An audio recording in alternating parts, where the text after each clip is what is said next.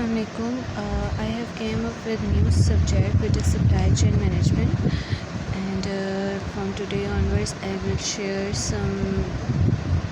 lectures regarding this subject, and I am referring to the book Supply Chain Management Strategy, Planning and Operations, which is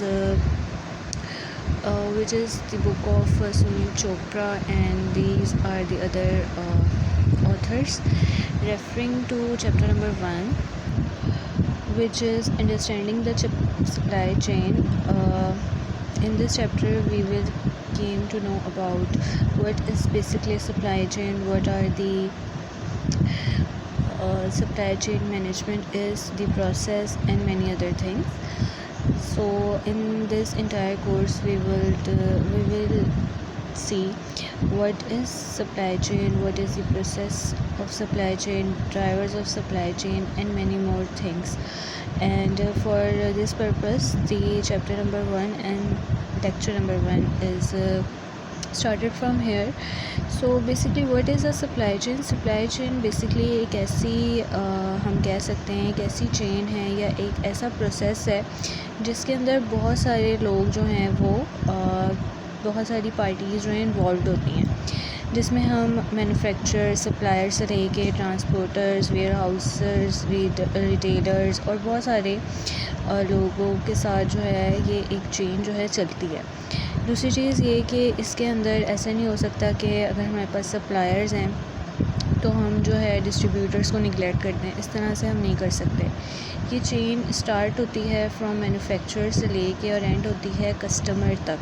और इसके अंदर different processes आते हैं, different types of कह लें कि different type of departments इसके अंदर इंक्लूड हो जाते हैं, और फिर जाके बेसिकली एक बिज़नेस की जो सप्लाई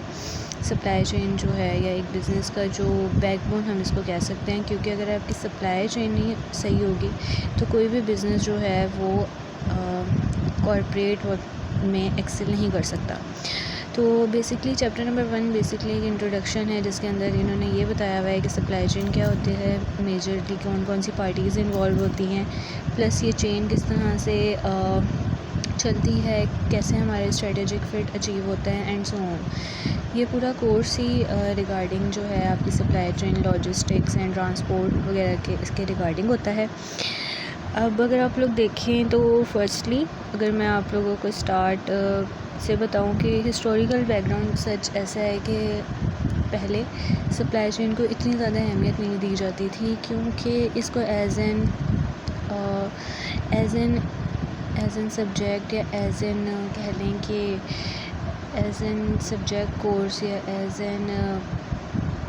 स्पेशलाइज सब्जेक्ट के तौर पे ट्रीट नहीं किया जाता था। और तो लोग इन्वॉल्व ज़रूर होते थे इस एक्टिविटी में, लेकिन सप्लाई चेन को उस तरह की सिग्निफिकेंस अब आके जो है कॉर्पोरेट वर्ल्ड, जब से मॉडर्न वर्ल्ड में हम एरा में दाखिल हुए हैं तब से मिलनी स्टार्ट हुई है।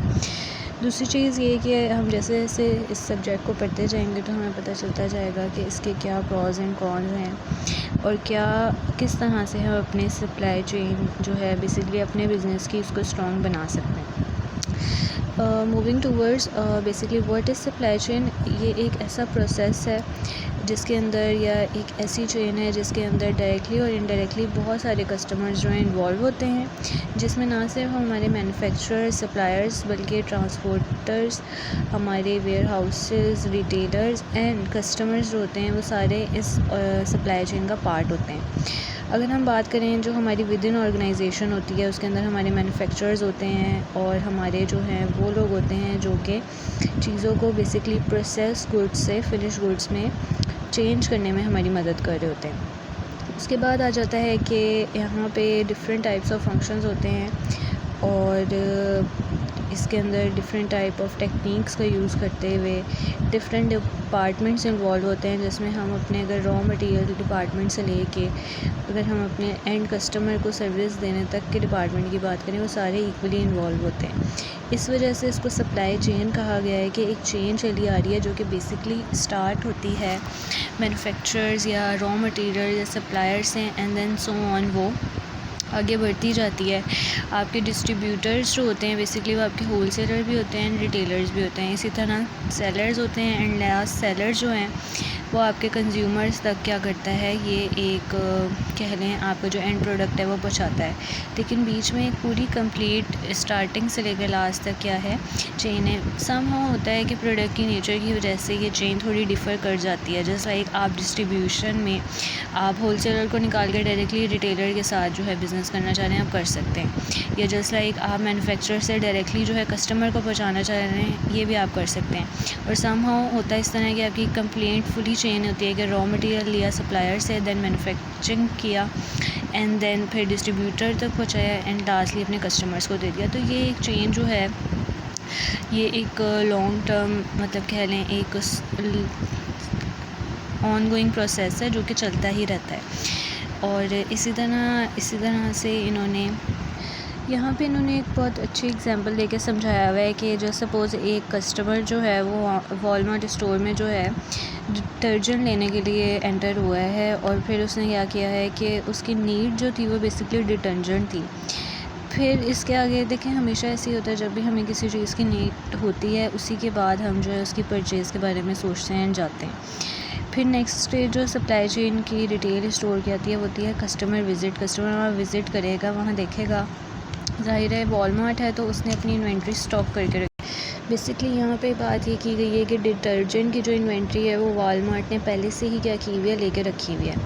इसी के अगर करें कि एक मैन्युफैक्चरर है प्रॉक्टर एंड गैम्बल, इन्होंने क्या किया हुआ है कि ये रॉ मटेरियल रिसीव करते हैं।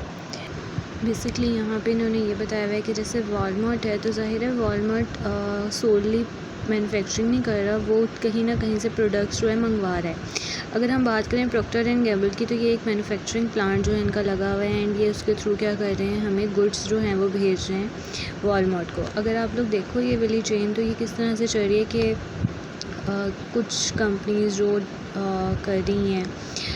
Timber company and paper manufacture and so on, वो भी आके एक मैन्युफैक्चरर सर्टेन जो भी उनकी मर्ज़ी का होता है उन्हें सेलेक्ट कर लेते हैं। इसी तरह raw material components of final product, इसका मतलब ये है कि आपके जो भी रॉ मटेरियल्स जो है एक जगह पे जमा हुआ है, उसके बाद वो प्रोसेस होता है एंड देन वो पहुंच जाता है आपके मैन्युफैक्चरर से आपकी थर्ड पार्टी यानी कि आपके जो भी रिटेलर है या जो भी डिस्ट्रीब्यूटर है उसको, एंड देन फिर वो वॉलमार्ट के स्टोर से या डिस्ट्रीब्यूटर से वॉलमार्ट के स्टोर पे जाता है और देन स्टोर से जाता है कस्टमर पे। अगर हम ये चेन को समझने की कोशिश करें तो इसके अंदर बेसिकली स्टेप्स इस तरह से डिवाइड हुए हुए हैं कि एक रॉ मटेरियल एक फैक्ट्री में बनता है एंड देन सो ऑन क्या होता है कि ये बन के फिर ये उस सर्टेन स्टोर तक उन डिस्ट्रीब्यूटर्स तक पहुंचते हैं एंड एट द एंड ये कस्टमर्स तक पहुंचते हैं। इसी तरह से डिफरेंट एग्जांपल्स जो हैं यहाँ कोट हुई हुई हैं जो कि सप्लाई चेन की को इलस्ट्रेट करती हैं। एंड सप्लाई चेन एक बहुत ज़्यादा जो है डायनामिक और एक बहुत ज़्यादा कह सकते हैं हम एक ऐसी चेन है जिसमें बहुत ज़्यादा कह लें फ़्लो ऑफ इंफॉर्मेशन भी है, प्लस प्रोडक्ट डेवलपमेंट भी है एंड डिफरेंट इसके ना हमारे पास स्टेजेस भी आ जाती हैं। फिर आ जाता है इसमें जो एक नेटवर्क बना हुआ है जो कि देखें, अगर हम देखें तो नॉर्मली होता क्या है कि सप्लायर डायरेक्टली भी रिटेलर को दे सकता है, समहाउ ऐसे भी हो सकता है कि सप्लायर डिस्ट्रीब्यूटर को भी डायरेक्टली बेच सकता है, वही मैन्युफैक्चरिंग कर ले। समहाउ ऐसे हो सकता है सप्लायर मैन्युफैक्चरर को दे, मैन्युफैक्चरर डिस्ट्रीब्यूटर को दे एंड देन डिस्ट्रीब्यूटर रिटेलर को दे। ये जो सारी चेन है मेन अगर हम कहें तो 5 पार्टीज़ यही हैं एंड इसके बाद जो है इसमें ऐड ऑन भी हो सकते हैं, इसमें से लेस भी हो सकते हैं according to the nature of your product. इसके अलावा यहाँ पे अगर आप लोग देखो तो यहाँ पे इन्होंने एक टिपिकल सप्लाई चेन बताई हुई है जिसके अंदर वैरायटी ऑफ स्टेजेस होती हैं जस्ट लाइक दीज के एंड हमने कस्टमर को चीज़ें देनी होती हैं। सबसे पहले आप रॉ मटेरियल लेते हैं, ठीक है, उसके बाद उसको प्रोसेस करते हैं, मैन्युफैक्चर होता है, फिर आपकी मर्ज़ी आप उन्हें होलसेलर्स को दे दें या डिफरेंट डिस्ट्रीब्यूटर्स को दे दें एंड रिटेलर्स के पास वो चीज़ जाने के बाद एंड कस्टमर्स तक जो है वो चीज़ पहुँच जाती है। इसके अलावा यहाँ पे इन्होंने समहाउ ऐसे भी होता है, डेल की एग्जांपल देके समझाया है कि डेल समहाउ ऐसे भी करता है कि समहाउ खुद ही पार्ट मैन्युफैक्चर करके अपनी जो सेलिंग है वो कर देता है और समहाउ किसी B2B यानी कि बिज़नेस बिज़नेस से कुछ पार्ट्स मंगवा के देन खुद असेंबल करके एंड देन भी सेल आउट करता है। तो दोनों में ही जैसे आपके प्रोडक्ट की नेचर है, जैसे आपका काम है और जो आपके लिए मोस्ट बेनिफिट है, आप उसके अकॉर्डिंगली अपने बिजनेसेस को कह लें फ्लरिश करने के लिए जो भी सप्लाई चेन बेस्ट सूट होती है आपके बिज़नेस को, आप उसको क्या करते हैं, अडॉप्ट करते हैं। नेक्स्ट टॉपिक इंशाल्लाह नेक्स्ट वीडियो में।